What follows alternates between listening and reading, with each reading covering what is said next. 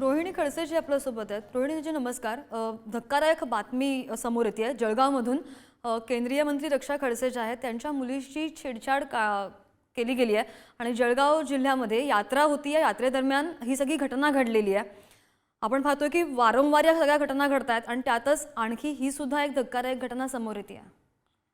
हो, ही शोकांतिका म्हणायला लागेल की महायुतीच्या किंवा बीजेपी सरकारमध्ये ज्या मंत्री आहेत त्यांची मुलं सुरक्षित नाही. म्हणजे ती माझीच भाची आहे, पण माझ्याही भाची बरोबर असं व्हावं आणि तेही महायुतीच्याच एका लोकप्रतिनिधीच्या कार्यकर्त्यांकडनं व्हावं, ही शोकांतिका म्हणावी लागेल. आज आमच्यासारख्यांचीही मुलं सुरक्षित नाही तर सामान्य जनतेचं काय होणार, अशी चिंता आता प्रत्येकाला भेडसावायला आहे.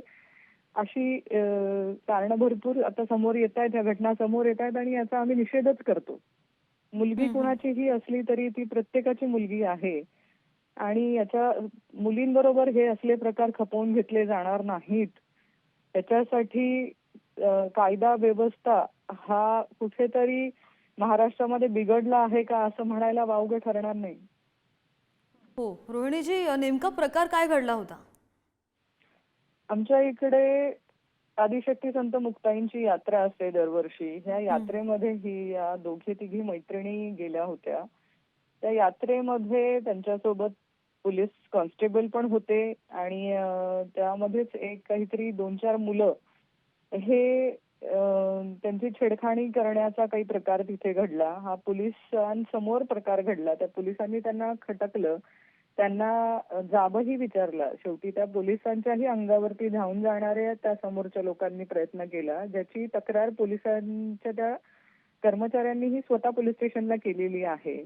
असं झालं असतानाही त्या समोरच्या उन्हाळ टपोरी मुलांवरती कुठलीही कारवाई करण्यात आली नाही आणि त्याच्यासाठी आज स्वतः मंत्री महोदयांना पोलीस स्टेशनला जावं लागतंय आणि तिथे आंदोलन करावं लागतंय. ही शोकांतिका आहे. कारण ज्या सरकारचं त्या प्रतिनिधित्व करतायत त्याच सरकारमध्ये त्यांच्या मुलीसाठी त्यांना आंदोलन करावं लागतंय.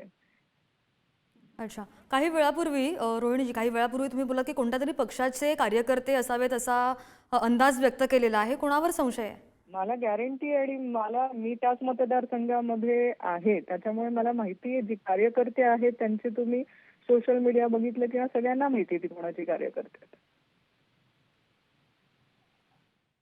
बरं.